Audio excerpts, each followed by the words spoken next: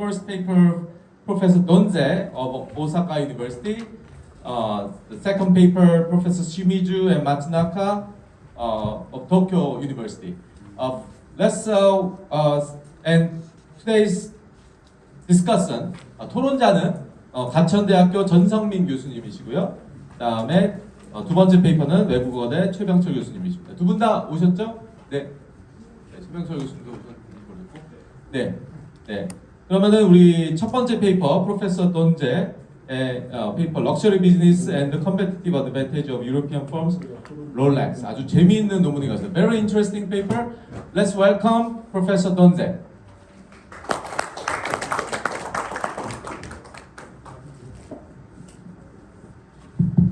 Good afternoon, everyone. First, let me thank you a lot, especially Professor John, for the nice invitation to be here today. It's a really great honor and a great opportunity to talk to Korean colleagues. And I was listening through my app at your discussion about what is business history, what is economic history in Korea. And I could see that we have the same debates in Japan and in Europe. So it's really meaningful to have international exchanges. So thanks a lot also to have stayed for this international session here. So I will talk today about a research paper, or even more than a paper, book I published recently, Luxury Business as a Competitive Advantage of European Firms. Why this topic? Because my big research question recently over the last 10-15 years, it's not only Rolex, it's not only Swiss watches, it's the European luxury industry. Why is it important? Because if you look at global competition, we can argue there's a global shift from the West to Asia during the second part of the 20th century. There was lots of crises in Europe, decline of textile industry, the decline of machine industry, the decline of European manufacturing industry. But since the 80s, 90s was a comeback of European manufacturing industry through adding value with narratives, the luxury strategy. And I have lots of interests, especially since I'm a Swiss national based in Japan. I like to communicate with Japanese about this issue. How can European companies be able to have this new strategy? How were European companies able to shift from manufacturing to luxury? So I think we are in Asia, so there's lots of things to learn about that. This is what I call Selling Europe to the World, the title of a general book I published a few years ago. So this is a general topic of discussion that I want to discuss with you this afternoon. And as a case study, I will take the watch company Rolex, that I'm sure most of you know. But Rolex used to be a watch, but now it's not a watch anymore. It's a narrative about success and social status. So, this is a few examples of European brands that they are among the first. It was already in the 60s that a few exceptions started to shift from manufacturing to narrative. If you look at that, Yves Saint Laurent in French fashion, it's no more apparel, it's art creation. Rolex, it was no more watch, it's a discourse, the president watch, a discourse on social success. And Cartier is a discourse, a narrative on luxury lifestyle. So lots of examples among the first, and it had become dominant since the 1980s.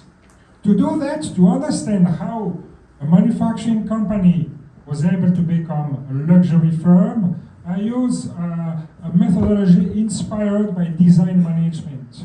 Because it's a kind of design. You can design a product, or you can design a concept. And I use the literature in design management, and I add a chronological value in this narrative to see how companies change design management over time to design something different. As sources, I didn't have access to Rolex archives because it's highly secret company, but as I understood in Korea, you have also lots of highly secret companies, so you must understand that. So no access at all to Rolex archives, but I have lots of different other archives from partners, especially American companies that work for Rolex. So I was able to get sources to understand how it worked. And when you go to sources, sometimes it was an archive found in the UK for your eyes only. It was already secret in the 60s when they made a report. So highly secret, but kept in the archives, and you can know how this company developed. And the model I developed, I want to explain it to you very, very briefly to understand the development of Rolex, is that there are two important changes over time. Organizational capabilities. Who is doing design? Do you do by yourself or you outsource? So it's growing up from outsourcing to verticalization of design. And at the same time, the nature of design, it can be tangible. So it means it's just a style, the style of a product, the color, the shape, the materials, or it can be intangible, it's a concept, an idea. And how companies like Rolex navigate around that can help us to understand how it changed. So, before explaining how the design management history of Rolex can explain this shift from manufacturing to narratives, let's have a short look at the narratives of the firm. How Rolex explains their success by themselves. They don't have any museums, they don't publish books because they don't like to talk about themselves. The only point, you must look at the product. We are the best, so look at our best watch. This is the message of the company. If you go to their website, there's only a very short historical section, and the message is very simple. There's an exceptional entrepreneur, Hans Wilsdorf, a special guy who founded in London Rolex, a watch company. It was a sales company, not to make watches, but to sell watches to British people. And production was outsourced in Switzerland. And this sales company moved to Geneva in Switzerland. In 1920, it became Rolex Watch Company. And, but they're still focused on marketing and sales, outsourcing production. So I can already think that in matter of design, it's interesting. And according to Rolex, why this entrepreneur was a genius? Because he had the idea to develop this watch, the Rolex Oyster Perpetual. Oyster means waterproof. The first waterproof watch, according to the company, 1926. And perpetual, it means you don't need to use your hand wind it every morning. It's working by itself if you wear it. Okay, so this is a narrative of the firm. It's a nice narrative, and so it means it's a king of watches. Rolex is famous because they made the best watches. So best entrepreneur made best watches. All advertisement for the 1930s, so always talk about there's a masterpiece of watch craftsmanship, etc., etc. And still today they use a crown because they're the best, and they never communicate anything else than showing the product because it's enough. You should be aware that it's the best. But what is the difference with other brands? That all you have Omega, you have Longines, you have IWC, Zenith, and so on. So many brands, so many high quality brands. But Rolex is special because of its design management history. And this is what I want to explain briefly here. How can we understand? So it starts with A. What does it mean, A? A, it means you design a style, you design a product, not a concept. You design a product, and you outsource the design. So because the company was very small at the beginning, just selling a material product. Selling watches.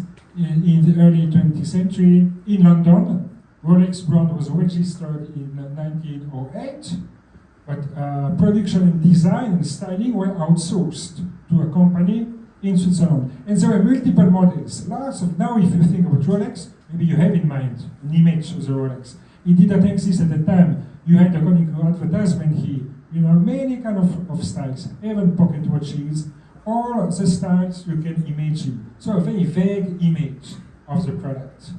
Then, vague image, but you have the Rolex Oyster, the waterproof Rolex, developed in the 1920s.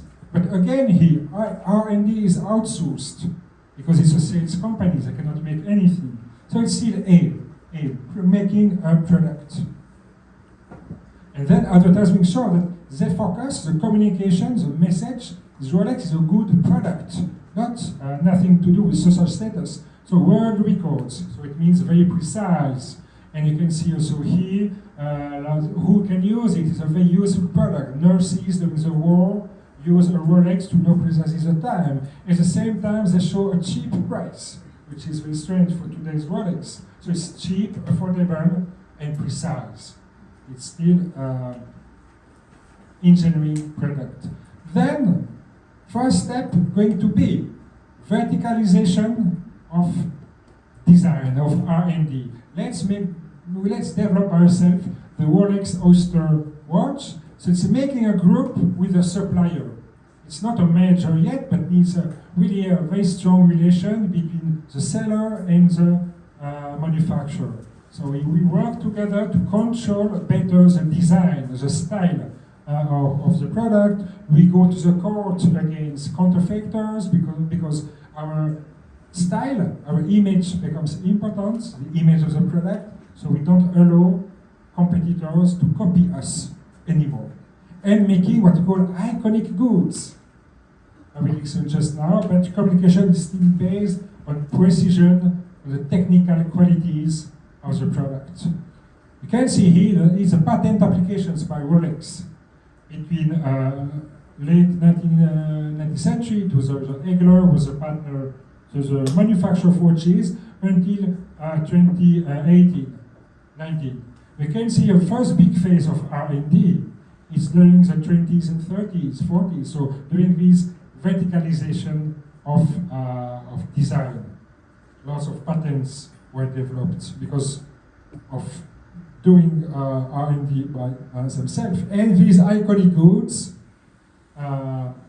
were developed. What is iconic good? It's a good which is the same over time and a good that allows consumers to identify easily the brand and the company.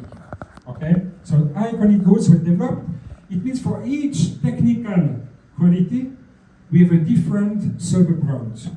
We have Oyster Perpetual, the waterproof watch, which developed the style was step by step developed. Today's this model, but they never changed the collection. You have a diving watch, the Submariner, which is very famous today.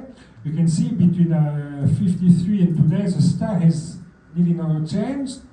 Date adjust, so it means you have a date on the Oyster 45, it changed slightly today. And the cosmograph is a chronograph, it's Daytona cosmograph, which is very famous today. It also only slightly changed. So identifying first, making iconic goods. One, technical specificity, waterproof, dyeing, a calendar, or chronograph. You make a special style and a special brand name. And then you keep that. And these products were developed until 63. The cosmograph was the last one. After since that time until today, there's nearly no new models. Why? Because they will argue that it's the best watch.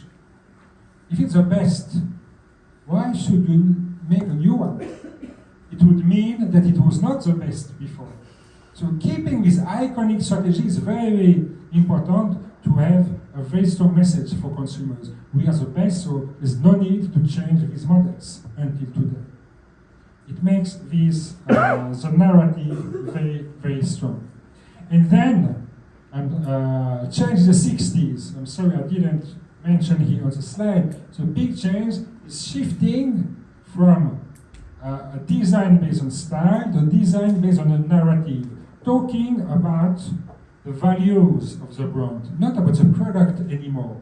And what is interesting is that it's not a Swiss idea, because Swiss managers were very similar to East Asian managers, focusing on engineering. let's make a good watch, a good product, high precision, high durability. And then they worked with an American advertising agency, J. Walter Thompson from New York. It was the world's largest advertising company. And these American guys told the Swiss, you should stop talking about precision. Because all brands talk about precision. You all talk about the same. From now you talk about something different. You talk about your users, and your users are the best because your product are the best. And if you emphasize the users of Rolex are the great men that dominate the world, successful men with a social status, you don't need to tell anything else anymore. And it was the first to do that with his CEO. It was not the founder of the company, it was the second CEO, Andre Heiniger. He was CEO for 30 years, and he always kept this long-term strategy focus on the users and the excellence of the users, and never changing the design, the style of the product, because they're the best. And having this long-term strategy was very successful. We can understand that the strategy with such advertisement like that. It's interesting, you know, the structure of the narrative is always the same. You have a successful man from sports, Jean-Claude Killy, from business, or from sports, Arnold Palmer, sorry, from business, and then you have a product and a narrative. So great men have great products. And from the 80s, women also.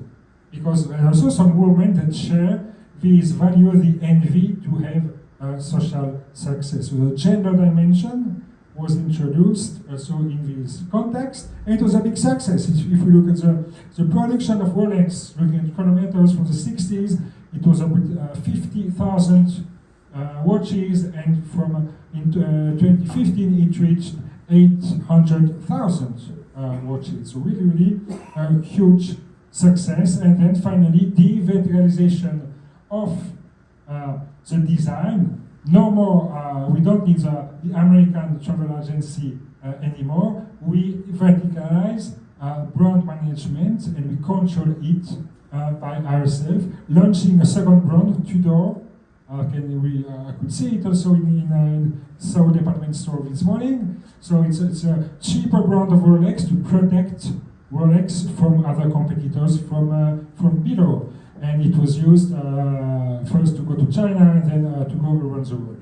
So very successful, gradual change from making a product to making a narrative. And to show, I skip that, and so we have innovation continuity. You can innovate. There are a few new techniques still today. This model is new, but if you look at it, you recognize it's a Rolex. So you can innovate, but within a specific style, and then it will work. And you can so make colorful models for new generations to communicate to the Z generation, for example, to show that Rolex is not only for old men, it can be cool, it can be for young, successful men and women.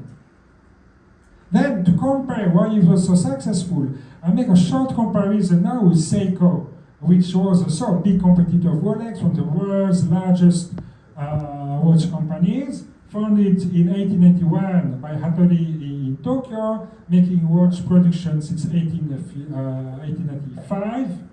And then they had focused on B, never relying on external partners. We do by ourselves everything. Internal style, internal manufacturing process for about 100 years. In-house R&D, we make everything, and we mass produce high quality watches. First mechanical, then quartz. And if we mass produce watches, we can change the style to have lots of different models. But we focus on the product. Then Grand Seiko was developed in this context, Grand Seiko 1960. So it was the most precise watch for Seiko. But in 68, they stopped using Grand Seiko as a brand because they didn't care about the brand. They argued that all Seiko watches are good. So why should we need a Grand Seiko? Because all of them are Grand Seiko. And so I say, developed a design from 59, first designer in Seiko 59. They developed what they call the grammar of design to make very nice watches, easy to read, etc. It was kept like that, but with communication always focused on performance, technical quality of the goods. Like sports shows very well how powerful can be a product like Seiko. They tried also to develop luxury watches in the 80s during bubble economy, because it was a domestic market. It was a domestic focus on luxury watches by Seiko, but with a focus only on the product, no narrative. At the time, Rolex was always talking about social status and success. Seiko developed luxury watches using lots of pearls or expensive materials. So the watch is a luxury good because they use expensive material. Or purchasing a Swiss company, Jean Lassalle, is ultra thin watches. It's also technical justification of luxury. So there's not a shift to narrative yet. Then, when the launch comeback of Grand Seiko, it's also bubble economy, 88 on domestic market. Let's try to use our brands again. We use again the grammar of design, this simple design, so to make very visible, to make easy reading time, and then expanding to global markets since 2010, employing especially foreign managers, European in Europe, American in America, Chinese in China, to localize the communication. The communication still focused a lot on precision. Then was an attempt to go to sea by Seiko during the last 15 years. It means to have a narrative, to copy the Swiss, not only selling a Grand Seiko watch because it's precise, but because it has a message to consumers. It's still under work. It still doesn't work very properly. First message was a tradition of Japanese artisan. Japanese artisan is great, and we can show it to you through a good watch. But it's half product-based and half message-based. And then very recently, the beauty of Japanese nature. But it's still very vague about, we don't know really what does it mean. Two advertisements that show that, the artisan, but he's still focused on the product, but the artisan, trying to add values. And then recently, the beauty of Japanese nature, yes, it's still difficult to understand what does it mean, but the color changes from white in the winter to kind of autumn colors in October. So it's time to conclude. What I wanted to show you and to stress to you is first, design management and business history can be merged to offer an explanation of development of companies, of the dynamics of global competition. I think designing concepts brings new value to the manufacturing industry. Adding value through concepts was the basis of the success of Rolex and later the whole Swiss watch industry. Then, if we go beyond the Swiss watch industry in Rolex, we can use this framework to understand the comeback of European manufacturing in creative industry, apparel and fashion, in France or in Italy, food and drinks throughout Europe, travels and leisure also, etc., etc. Lots of industries that were declining use this design strategy to be more competitive. It doesn't mean that technological innovation is not important. As we've seen with Rolex, Rolex watches are excellent, but technological innovation is only a part of the concept and the narrative. I will finish with the words. If you have any interest for such a story, I'll just make some advertisement for my last book, The Making of a Status Symbol, Business History of Rolex, which was just released in English 1 year ago. Thank you for your attention.